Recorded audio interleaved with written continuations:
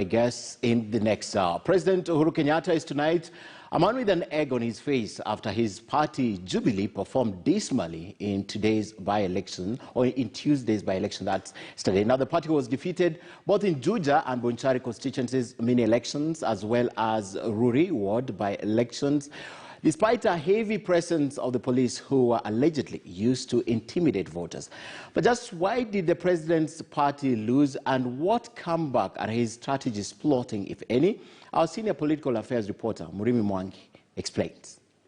The massive security deployment shrouded in heavy political undertones,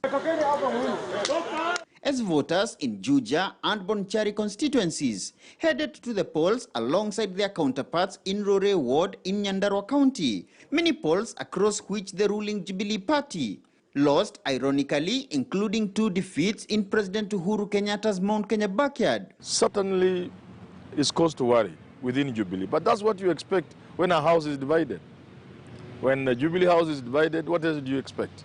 An infuriated President Kenyatta is Wednesday morning said to have demanded answers from senior Jubilee officials, particularly over the party's loss of the Juja parliamentary seat to his rebel area member of parliament, Moses Kuria-led People's Empowerment Party, that is closely associated to Deputy President William Ruto, whose other linked political entity, the United Democratic Alliance UDA, also scooped the Rurii MCA seat. A long day of reckoning that also saw former Prime Minister Raila Odinga, whose ODM party clinched the Bonchari seat, protest what he termed as an abuse of police powers and arrogant display of impunity by overzealous government functionaries, who he accused of confusing his handshake with President Kenyatta for an excuse to erode Kenyans' hard-earned liberties. Interior Cabinet Secretary Dr. Fred Matiang'i, now on the spot even within the ruling Jubilee party, over claims that police clamped down on Jubilee rivals during campaigns and the mighty show of security force at polling stations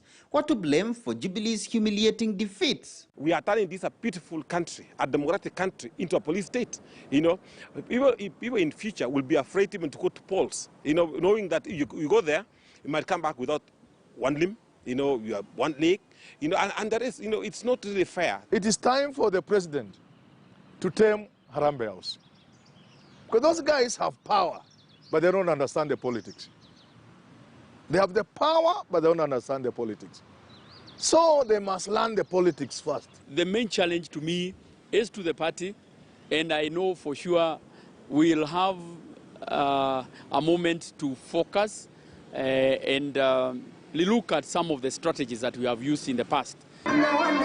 Only recently, Jubilee lost in the London civic by-election in Nakuru County to UDA, amid similar disquiet on police harassment of Ruto's supporters.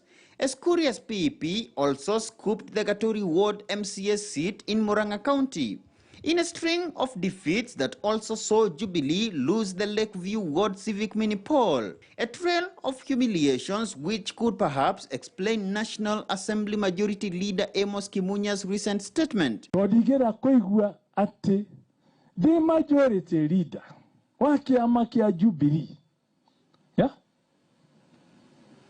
ati Jubilee ni haga kuena giti thini wa Nyandarua.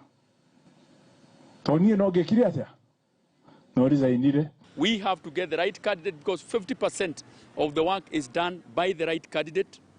We also have to come up with a proper team that will be able to undertake that by-election, you know, properly coordinated. And as the Kiambaa parliamentary by-election in Kenyatta's Kiambu home county fast approaches, his strategists no doubt have to go back to the drawing board as reality of Jubilee's humiliation sinks. Rurii, KTN News in Nairobi. Right.